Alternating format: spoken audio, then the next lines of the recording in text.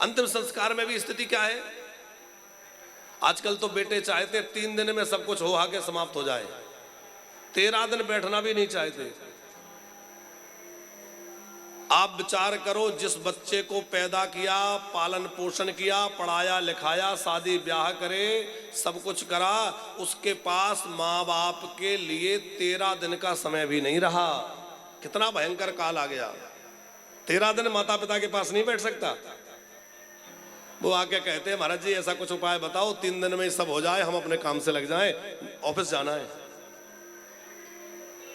तब ऐसा मन में लगता है कि बेकार तेरी माँ ने तुझे जन्म दिया, इससे अच्छा होता कि वो बंध्या रह जाती, इससे अच्छा था कि वो बिना संतान की होती तो अच्छा था। तू मरने पर 13 दिन बैठ नहीं सकता, क्या लाभ ऐसी संतान का? अरे जो पुत्र दशगात्र नहीं करता, श्राद्ध तर्पण नहीं करता, श्राद्ध श्रद्धा पूर्वक अपने माता पिता की और देह क्रिया नहीं करता, वो पुत्र कहलाने के योग्य नहीं है। वो तो माता पिता का मलमूत्र कहलाने लायक है, वो पुत्र कहलाने लायक नहीं है, पुत्र क्या है? बोले पुमनाम के नरक से जो उबार दे, जो जीते जी खूब सेवा करे। एक बात ये भी ध्यान रखना कि ऐसा नहीं कि मरने के बाद उसको खूब श्राद्ध दो, पूड़ी पकौड़ी भोग लगाओ और जीते जी पानी मत दो।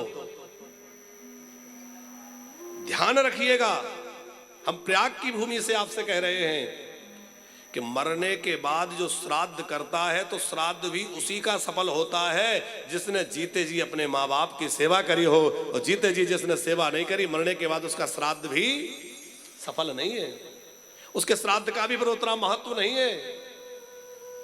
जीते जी तो तुमने रुलाया, उन्हें भोजन नहीं दिया, तरसाया, मरने के बाद पूड़ी पकौड़ी बांटोगे, उन्हें प्रसन्नता मिलेगी?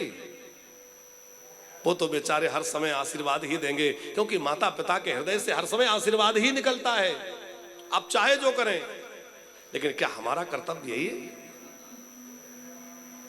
हम लोग प्रयास कर रहे हैं वानप्रस्थ के माध्यम से। कितनी ऐसी माताएं, आप कभी आके देखिए, जो माताएं वहां रह रही हैं। हमारे समय लाल जी खूब जाते रहते हैं, रामकिशन जी हैं चंडीगढ़ वाले, कहाँ बैठे हैं? अच्छा पीछे बैठे हैं। आप लोग खूब जाते हैं, हमारे ओम प्रकाश साहब जी बैठे हैं, सब लोग देखते हैं। ऐसी माताएं आती हैं भरतलाल जी, वो कहती हैं कि घर वालों ने कह दिया चाहे जिंदा रहो चाहे मरो, हमें मतलब नहीं है, जहां मर्जी चली जाओ। लोग घुमाने के बहाने गाड़ी में बिठा के लाते हैं, चौराहे पे उतार के और चले जाते हैं, वो बेचारे ढूंढती रह जाती हैं।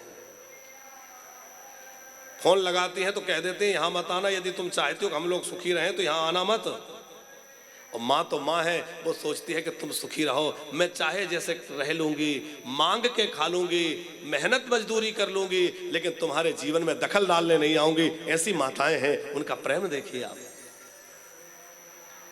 क्योंकि वो माएं देखती हैं आए दिन बहू लड़ रही है बेटा से, या तो इन्हीं को रख लो या मुझी को रख लो, इन्हीं को रख लो या मुझी को रख लो। तो वो बेचारे बूढ़े माँ बाप क्या सोचते हैं? वो सोचते हैं कि ये बेटे का घर ना टूट जाए, इसकी गृहस्थी ना उजड़ जाए, कहीं ये बहू चली ना जाए, कहीं झगड़ा ना कर ले, इसलिए भैया अच्छा है कि हम ही घर छोड़ के निकल जाते हैं। वो बेचारे माँ बाप जीवन भर की पूंजी छोड़ करके, अपने बच्चों को छोड़ करके और चले आते हैं। हम लोग यदि थोड़ा बहुत उनके लिए कर पा रहे हैं तो ये भगवान की कृपा है। हम लोग आश्रम बना करके प्रयास कर रहे हैं कि ऐसे बुजुर्गों को आश्रय मिले, वो निराश्रित ना हो, उन्हें भटकना ना पड़े, उनको रहने का भोजन का प्रबंध मिले। लेकिन हम आपसे प्रार्थना करते हैं कि ये कोई समाधान नहीं है। हम लोग कर रहे हैं ठीक है, लेकिन बच्चों की जिम्मेवारी यदि बच्चे समझ लें तो किसी माँ बाप को इस तरह से दुखी होकर निकलना ही ना पड़े। साहब क्यों किसी माँ बाप को जाना पड़े? हम तो कहते हैं यदि आपके माँ बाप नहीं हैं तो आप ऐसे किसी माँ बाप के धर्म पुत्र बन करके अब वो पश्चाताप करिए जो अपने माँ बाप की सेवा नहीं कर पाए। अब मैं किसी और माँ को अपनी माँ मानकर, किसी बुजुर्ग को अपना पिता मानकर उनकी सेवा का जिम्मेवारी लेता हूँ, दायित्व लेता हूँ और उनकी सेवा करूँगा। जीते जी खूब माँ बाप की सेवा करें। हम लोग तो वानप्रस्थ के माध्यम से भी सेवा का कार्य कर रहे हैं और वानप्रस्थ में ही उपेक्षित दीनहीन जो बुजुर्ग आते हैं उनके लिए निःशुल्क रहना, निःशुल्क भोजन, निःशुल्क इलाज, वो सब व्यवस्था कर रहे हैं। आप सबसे आग्रह भी है कि आपके आसपास कोई ऐसे बुजुर्ग हो जिनको उनके बच्चे रखना नहीं चाहते, बच्चों ने उनको छोड़ दिया, निकाल दिया, या झगड़ा करते हैं, मारपीट करते हैं, भोजन नहीं देते हैं, ऐसे माँ बाप कहीं कोई आपको दिखाई दें, आप उनको वानप्रस्थ का पता दे के भेज देना। वानप्रस्थ में उनकी देखभाल होगी, उनको रखा जाएगा, उनको भोजन मिलेगा, सारी सुविधा उनको प्राप्त होगी। यदि आपको कहीं ऐसा कोई माँ बाप मिले, कोई बुजुर्ग मिले, भेज दीजिएगा। आप वानप्रस्थ का पता लिख लीजिए। जो लोग टीवी पे सुन रहे हैं, आस्था चैनल के माध्यम से, धर्म संदेश के, देखो ये चैनल दो चैनल पे कथा चल रही है, आस्था पर भी चल रही है और धर्म संदेश पर भी चल रही है।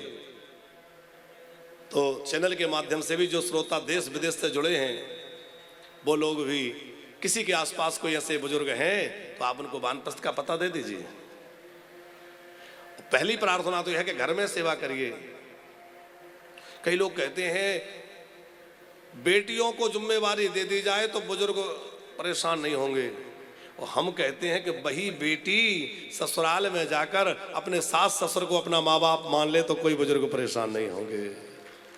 अरे वही बेटी तो बहू बन के आती है। अच्छा, वृंदावन का वास, आचार्य जी, हम कभी कभी हंसी में भी कहते हैं और बात सच्ची भी है कि वृंदावन का वास या तो राधा रानी कृपा करके दें या बहू रानी कृपा करके दें। हम तो कहते हैं कि भैया जिससे पहले बहू रानी की कृपा हो तो राधा रानी के चरण पकड़ के वैसे ही आ जाओ। ये चिंता मत, ये प्रतीक्षा क्यों कर रहे हैं कि बहू रानी कृपा करे तब जाएं।